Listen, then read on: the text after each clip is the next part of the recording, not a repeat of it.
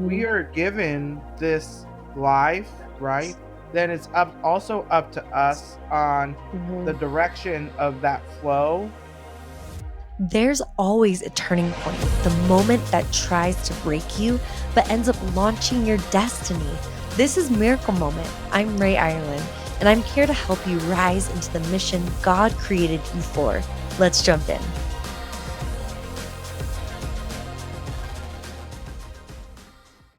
We have a special guest coming in today who is the founder and president at Smart Waste USA. This is Sarah Fuentes.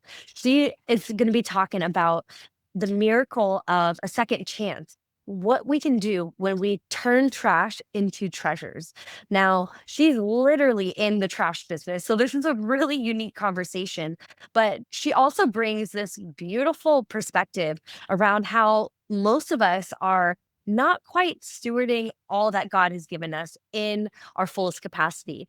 And maybe it has something to do with actually having too many things. So, we're going to be talking about what it looks like when we are not only not just throwing out our trash, but also possibly even throwing out people, ideas, business plans, that type of stuff. And Sarah has a fresh perspective on how we can turn those pieces of trash that we might want to discard into actual treasure. So stay tuned, and this is going to be an epic recording. Talk soon. All right, we're going to talk some trash today. It's going to be a good one.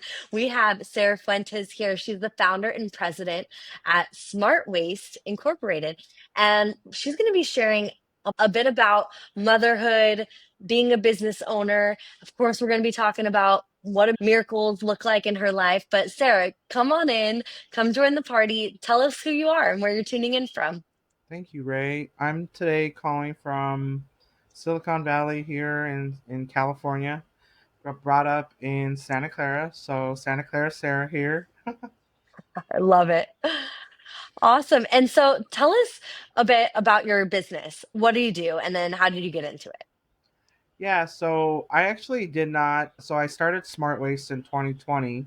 So I'm in the waste and recycling industry. So that's why we're going to talk a little trash today. And prior to being in the waste and recycling industry, I worked with special needs children and at risk youth. I majored in earlyhood child development. I'm a caregiver. I'm also a caregiver. I take care of my uncle who is 60 years old and is special needs. When we think about miracles, and I just think about the miracle of a couple things, which I mentioned to you earlier, which is around Mhm, being a mother, mhm, and then also the miracle of what I like to say, turning trash into treasure. And there's value in that, and I like that thought process. Yeah, that's a little bit about myself. So I'm a mom, a daughter, a sister. I'm also a boss. I'm a business owner, so I tell people what to do, and they get paid for it. mhm. It's good. So tell me a little bit more about creating trash into treasure. Speak on that a bit. SMART stands for Save Money and Reduce Trash. After becoming a teacher, I had this short period in financial services, and I learned how to make my money make me money. And there was this rule of 72 is the law of compounding interest. And I learned that saving money is also making money. And so in the public sector, we generate a lot of material. We are very much a consumeristic society, and then Mhm, we discard things that actually still have life in it. So in the material world, we have these materials that are infinitely recyclable. I'm going to give you two as an example. mhm, One is glass and one is aluminum. And mhm, so these are things that are actually commoditized, that are actually traded on the commodities market. And so these are things that actually people don't even realize that we're throwing away right. real tangible materials that are of value. That's just a simple explanation. But then there's Mhm, this idea of trash magic mhm, that I like to say, which is trash magic is this theory around finding value in things that were maybe somebody else discarded. And sometimes mhm, that could be a person, that could be an mhm, idea, that could be a Totally. product. The idea is that you can find value in things that other people discard, and that's what I mean by turning trash into treasure, right? And not Hmm. just in the physical tangible things, but also in the idea of like, oh, maybe we don't have the same value system, so I'm just going to discredit you, which we don't even realize that that's a actually thing that we do with material, but we also do that with people. So true. I just think this is such a beautiful topic to bring up, especially in the day and age that we have of so much isolation because of technology and crazy online marketing schemes that Mhm. retarget so you only see the stuff that you agree with. And it really discounts that idea that we can still have gold in other humans. And of course, projects, ideas, like you're saying, materials, even. But yeah, I just feel like that's such a needed thing to talk about because we can kind of all get into our little silos in our world of the internet too. And it can be really disruptive. And we don't even realize that it's not even just like disruptive, it's actually gold that we have. It's resources. I almost feel like it's God given resources that He's provided us with that we're not using. We're just tossing them. Well, you bring up this thing of like this responsibility of being a good steward, right? Hmm. And so when I think about stewardship and I think about being a godly steward, and what does that look like? And that looks like that I'm thankful for the things that I have, and I'm Hmm. also going to be use of the resources that I have, and also share those resources if there's abundance. Hmm. And this Totally. mentality around, because we're very much consumeristic, and we're very much about needing the newest nowest first. Right? Yeah. And we're all guilty of it. We all have this level of like standard that we think that we are supposed to be at. Okay, but in reality, are our basic needs met? Hmm. And are we pursuing maybe a little level of like vanity, Totally. a little level of gluttony, a little level of these ideas that we're told are sinful and shameful, right? And then we're like struggled with these vices then that we're kind of like indoctrinated because of society. And if we don't do it, then it's like, Hmm. well, you're going to be shamed and booed off the stage. Hmm. Absolutely. I mean, It's it's so real and it's specifically in the US too. Like we do a lot of traveling. We're here in Puerto Rico for the month. You just see different ways of life and you see resourcefulness in a yes. different way in other countries. And it's definitely something that you see it somewhere else and just makes you think like, is there a better way we could be doing this? It also, the way that you were talking about like not discarding things, I have to bring up the story because it just happened. So we're here in Puerto Rico and our pastor back home was like, okay, if you guys are traveling, we've been traveling for 7 months, so like we're Yes. traveling So traveling you're traveling. you know so I'm like, what do I do? Like we don't have a home base, a church. Like should we just be watching online? And she goes, no, like you need to be connected. Online church is like you're not getting there, you're not being in community with people. So if you guys are traveling, you got to go find the local churches wherever you're at. So it's sort of been our mission. Like it's not easy to like go find a new church, especially we've been traveling a lot, like every week almost in a new place.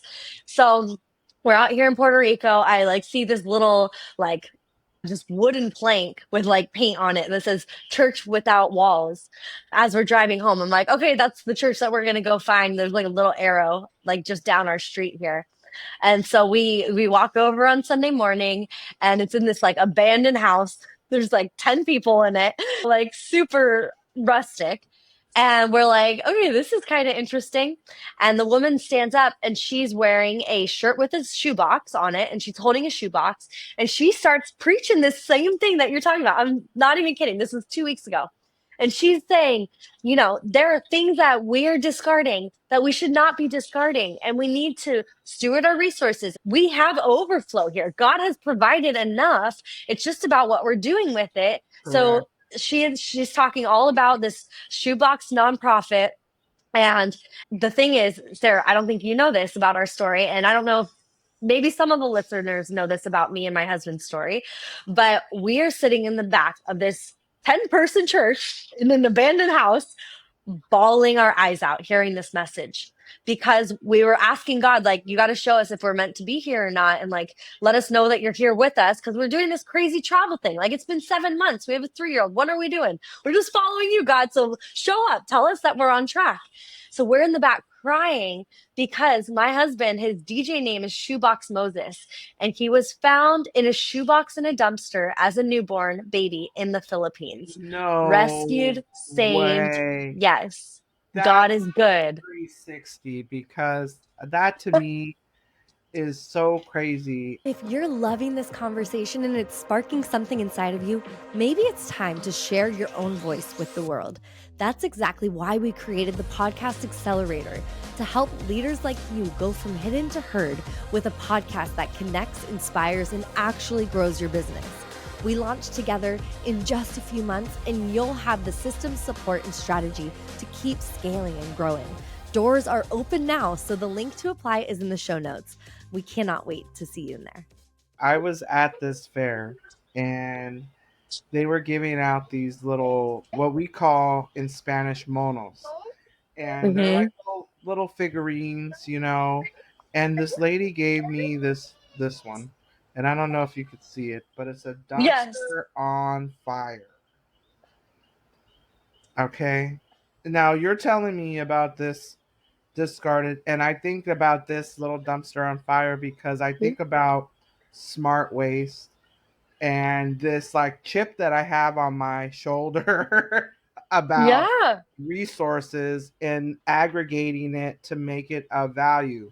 And Mm-hmm. when I brought up like how even people are discarded, that's a literal thing too as well. Like, Literal.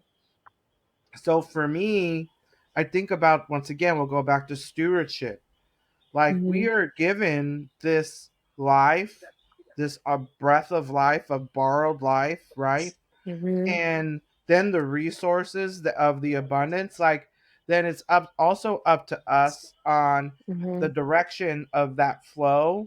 And we get to create, like, sometimes it's not witchcraft when I say, oh, I'm going to predict the future by creating it, by making cognitive choices and that are Well, God says divine. He Yeah, creates us in His image, and He created life and the correct. creation with His word. So, And absolutely. so that's also about Mm-hmm. being obedient as Mm-hmm. well.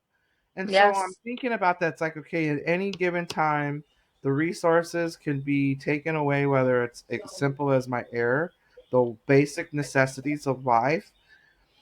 One thing that COVID taught me, and when I started my business in 2020, is that we as human beings can change our behaviors on Mm-hmm. a couple things. If it's a matter of life or death, we will change our behavior. We will adapt. We Yeah. guaranteed will modify our behavior. And we Mm-hmm. saw that with many people, many Americans, many people around the world wearing masks. We saw Mm-hmm. that behavior Absolutely. modification come into play. Then there was another one, which was whether it was real science or not around the vaccinations. I'm not a scientist. I Right. can't speak on that. Okay. But once again, that was behavior Mm-hmm. change because, once again, Mm-hmm. life or death.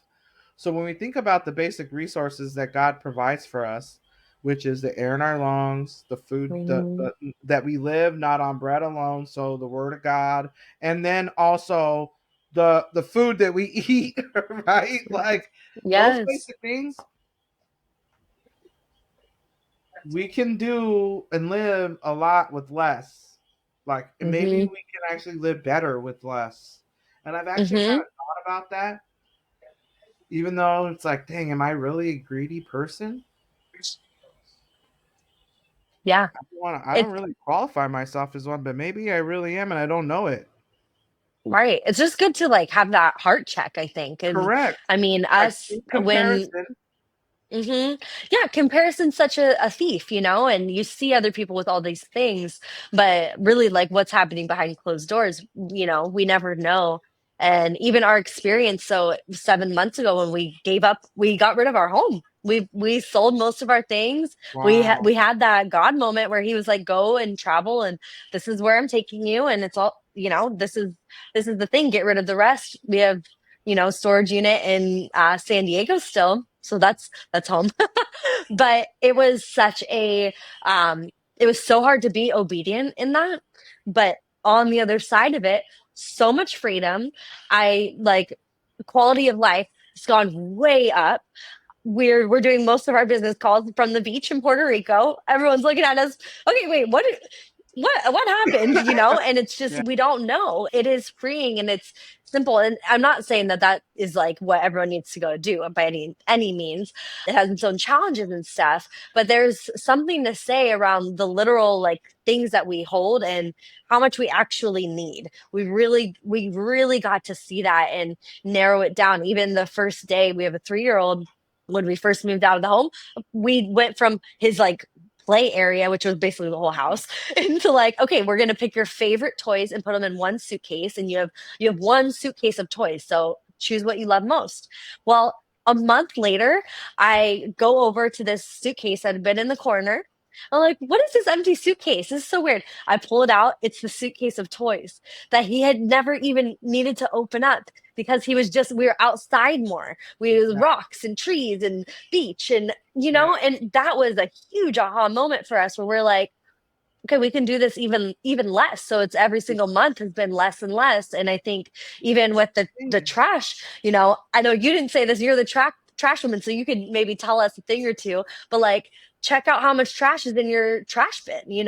Can you reduce how much you're wasting? And it gets you to start thinking about what products you're actually buying and consuming. Imagine if that, imagine if just we just took a little inventory, and that inventory we were able to save ourselves $500 a year. Hmm. If we took a deeper inventory, what if it was like $1,200 a year? Some of Hmm. us would be really open to that extra hundred Hmm. dollars a month, right? And that principle goes for us on an individual level on the things that we buy, depending on where you live, as well as on a business level, even more so. There's at Hmm. stake because they're spending so much more money on the service Yes. of disposing of their trash and their recycling materials. When I think about miracles as well, and turning things that other people discard as trash into a treasure, I think about just our role as a woman in this world, our role as a woman and being a mom and being a wife and being a sister.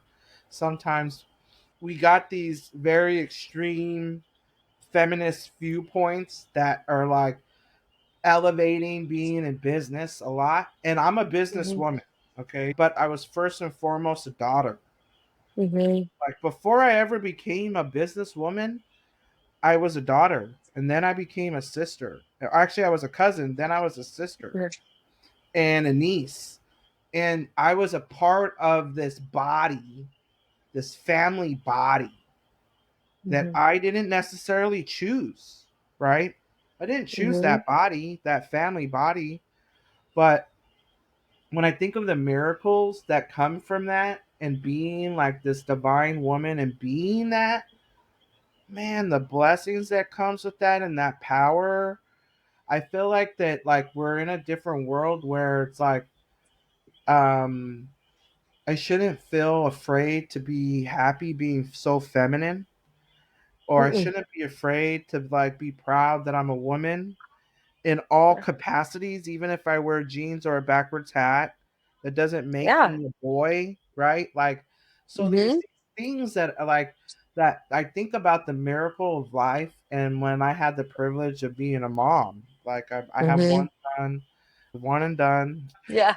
and the miracle that it was because I had a really well pregnancy. I was holding my son very, very well, and then when delivery Hmm. comes, you think you have a plan, Yeah. and God tells you something different. Right. Right, and that's Totally. when in those moments you thank God for science and medicine, Yep. right? Yeah, Um, absolutely. and that is the miracle of for me too. I think about, that miracle of being able to have my son. It was quite scary. I had to have an Hmm. emergency C-section with my son, and then my son was in ICU for about 7 days, and I was in Mm. ICU for no, he was in ICU for 10 days, and I was there for 7. And so the miracle of that right now, I think about all of these moms that prevailed, that just that Hmm. transfer of life and energy to bring Yeah. into this world. Once again, to think about your husband, right? And to bring that connection back to like trash magic of like the magic of Hmm. life, the magic of finding something that is worthy, right? And Hmm. valuable still and tangible. And so the opportunity of being a mother for me really changed the trajectory of my life. And I was looking for this opportunity to give back, and then that was when I was introduced back into the trash business after I became went to financial services.